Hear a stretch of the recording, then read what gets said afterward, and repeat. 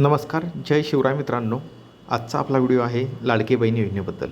तर लाडकी बहीण योजनेचा फेब्रुवारी महिन्याचा 8वा हप्ता पात्र महिलांच्या खात्यात जमा झालेला आहे. महिला दिनाच्या दिवशी हा हप्ता खात्यात जमा झालेला आहे, परंतु मार्च महिन्याचा हप्ता अजूनपर्यंत तरी खात्यात जमा झालेला नाही. आणि हा हप्ता महिला व बालविकास मंत्री आदिती तटकरे यांनी सांगितलेले आहे एक ट्विट करून, की मार्च महिन्याचा हप्ता आपल्याला 12 मार्चपर्यंत सर्व पात्र महिलांच्या खात्यात जमा होईल. तर आज 10 मार्च आहे, तर आज, उद्या किंवा परवा ह्या 3 दिवसामध्ये आपल्याला मार्च महिन्याचे 1500 रुपये खात्यात जमा होतील. तर लवकरच हे 1500 रुपये आपल्या खात्यात जमा होतील. आणि आपल्याला बजेटमध्ये लाडक्या बहिणींसाठी 2100 रुपयांची कोणत्याही प्रकारे तरतूद नाही. म्हणजेच आपल्याला यापुढेही 1500 रुपयाचा हप्ता खात्यात जमा होईल. तर आपल्याला 2100 रुपयाचा हप्ता हा येणार नाही, हे पूर्णपणे स्पष्ट झालं आहे.